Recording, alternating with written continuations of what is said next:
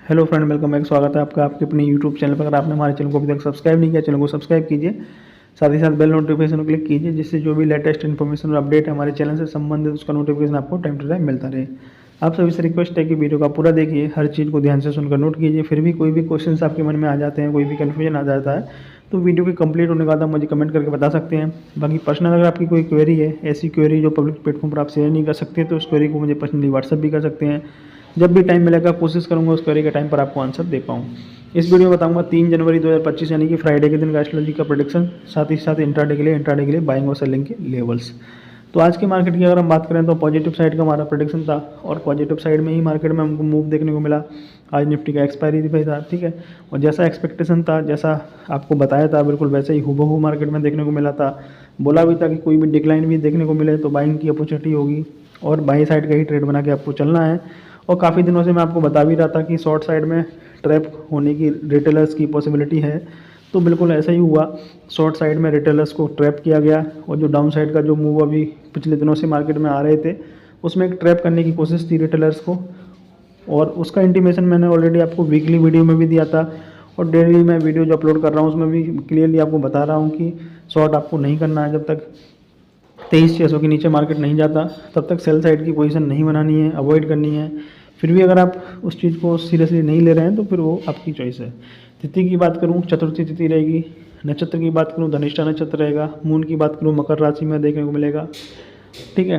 और हम प्रोडिक्शन की बात करें तो बोथ साइड का प्रोडिक्शन है कल के लिए, दोनों तरफ के ट्रेड करने के आपको मौके मिल सकते हैं। और जो हमारा टारगेट था कि शॉर्ट कवरिंग तूल पकड़ते हुए नज़र आ सकती है 24,100 तक के जो हमारे टारगेट थे, वो टारगेट आज के दिन अचीव हो गए। 24,188 का क्लोजिंग है, तो 24,100 तक के जो टारगेट थे 100-200 तक के, वो काफ़ी आसानी से अचीव हो गए। और अगर हम लोअर लेवल से देखें, 23,600 के आसपास जब निफ्टी था, वहाँ पर मैंने आपको बोला था कि वीकली प्रेडिक्शन के वीडियो में कि इस वीक में पॉजिटिव साइड का मूव हमको देखने को मिलेगा और मार्केट डाउन साइड से रिकवरी दिखाने की कोशिश करेगा। तो ऑलरेडी वहाँ से 500 से 600 पॉइंट का मूव हमको देखने को मिल चुका है और वीक अभी कल का दिन बाकी है। तो काफ़ी अच्छा एक्सपेक्टेशन के अकॉर्डिंग, प्रेडिक्शन के अकॉर्डिंग मार्केट ने मूव किया और पिछले जितने भी वीक थे सारे के सारे वीक में इसी तरीके से मूव चल रहा है। जैसा एक्सपेक्टेशन था उसके हिसाब से ही मार्केट हमको रिएक्ट कर रहा है। अब बात कर लेते हैं लेवल्स के लिए कल क्या हो सकते हैं इंट्राडे के लिए, बाइंग और सेलिंग के लिए। तो निफ्टी में बाय करने के लिए 24,212 इस लेवल के ऊपर सस्टेन करेगा, टिकेगा तो बाय करने की कोशिश कर सकते हैं आप। स्टॉप लॉस होगा आपका 24,140 का, टारगेट होगा 24,300 का पहला, सेकंड होगा 24,400 का।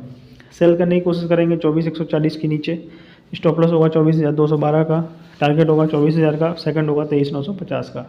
बैंक निफ्टी में बाय करने की कोशिश करेंगे आप 51,690 के ऊपर, स्टॉप लॉस 51,536 का, टारगेट होगा आपका 52,000 का, सेकंड टारगेट होगा 52,200 का।